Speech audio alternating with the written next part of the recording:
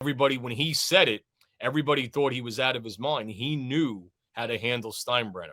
He knew how to handle the media. And the one thing that he did is, you look at that first year with Torre, right? The Yankees had a lot of veterans basically playing part time.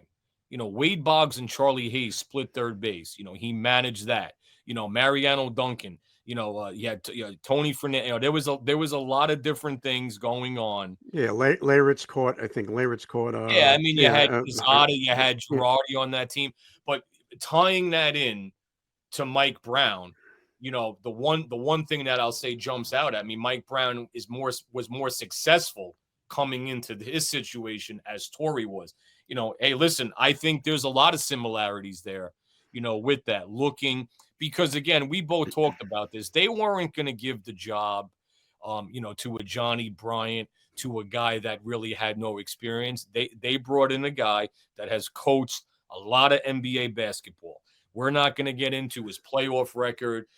Probably shouldn't have got fired when he did at Cleveland. That was Dan Gilbert just trying to throw a nice dessert, if you will, at LeBron to try to pacify him.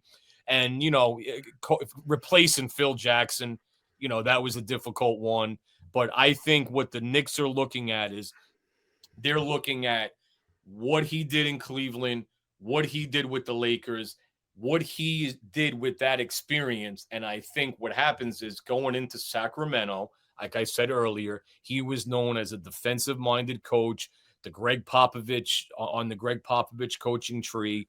And again, I think the stint with Steve Kerr with the Warriors, really, really paid dividends.